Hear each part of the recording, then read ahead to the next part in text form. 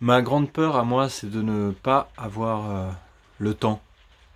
C'est d'être trop lent, de ne pas réussir à trouver des solutions assez, assez vite. L'agriculture, c'est un gros problème, encore aujourd'hui. Il y a des tas de gens qui meurent de faim, il y a des tas de gens qui ne mangent pas assez, il y a énormément d'enfants qui sont en malnutrition parce qu'ils n'ont pas accès à de la bonne nourriture.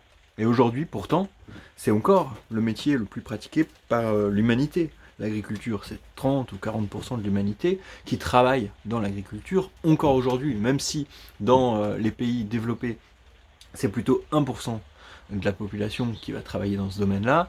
Dans le reste du monde, tout le monde ne fait que ça.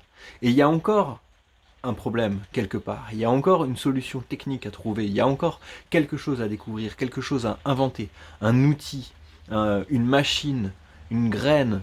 Il y a encore un outil de planification, un outil de fertilisation, un outil d'irrigation qui n'a pas été découvert. Il y a quelque chose qui nous manque, un savoir, une technique, une compréhension, une connaissance.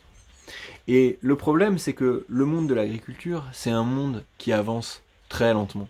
Il y a des révolutions, mais ces révolutions, elles viennent pas de nulle part. C'est le temps long qui règne sur l'agriculture. Alors moi, j'ai mon projet, j'évolue, j'avance, j'apprends, je découvre, je fais beaucoup d'erreurs, je fais beaucoup de découvertes, et les choses évoluent, mais ça a l'air d'être dans la nature agricole que les choses n'évoluent pas vite, mais évoluent très lentement. Pourquoi? Parce que le rythme d'apprentissage, il est forcément connecté au rythme d'un cycle de culture. Et du coup, moi, par exemple, qui fais pousser des micro-pousses dans ma serre, j'ai un rythme de culture qui est de 10 jours, et c'est très court pour un projet agricole, mais déjà, ça limite pas mal ma possibilité d'expérimentation. Parce que je peux pas faire une expérience et avoir un résultat immédiat. Et puis, comme les cultures se succèdent dans ma serre qui est assez petite, parfois certaines expériences du passé vont avoir une influence sur les conditions, sur la qualité ou sur les expériences du présent ou du futur. Donc, il y a un temps d'adaptation et les choses je peux pas faire une expérience un jour et 3 jours plus tard faire une autre expérience et être sûr d'avoir un résultat. Souvent les choses m'échappent et elles sont déjà là sur le temps plus long. Alors que, vous voyez, dans mon projet de maraîchage, mon projet en pleine terre, les choses sont beaucoup plus longues encore parce que une culture va durer, pour une culture très courte, ça peut durer 40 jours, pour une culture moyenne, ça va durer 70-80 jours, pour certaines cultures, ça va durer 1 an, voire plusieurs années quand c'est des agricultures vivaces qui doivent être installées.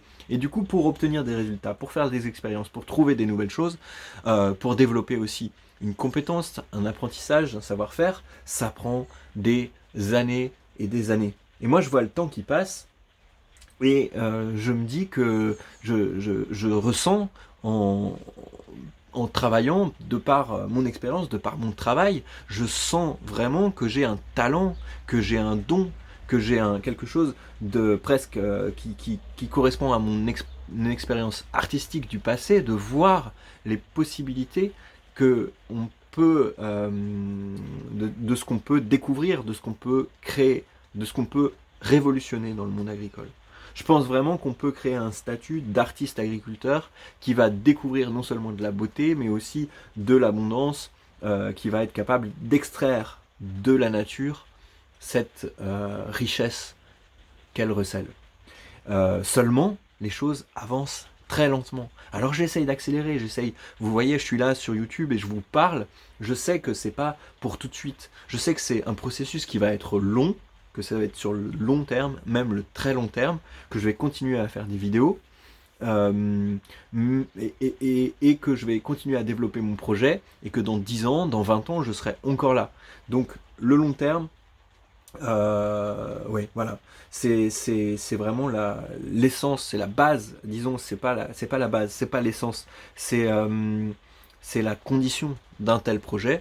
Je ressens un grand sentiment d'urgence dans ce que je fais tous les jours, mais je suis contraint par la réalité des choses.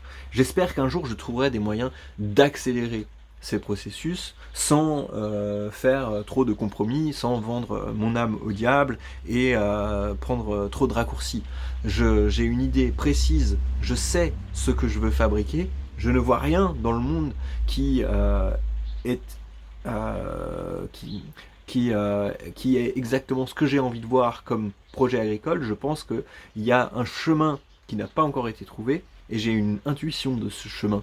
Mais il va falloir que j'accélère. C'est pour ça que je suis là sur YouTube, c'est pour ça que j'essaye d'utiliser les nouvelles technologies, c'est pour ça que j'essaye de développer mes techniques de management, que j'essaye de développer mes techniques de leadership pour pouvoir avoir des gens qui travaillent pour moi, qui sont tout aussi passionnés que moi et qui sont tout aussi prêts à travailler dur sur le long terme pour résoudre ce casse-tête immense qui est celui de l'agriculture. Mais parfois c'est un petit peu dur de garder confiance dans ce projet et de me dire ok c'est pas pour tout de suite mais c'est dans 20 ans.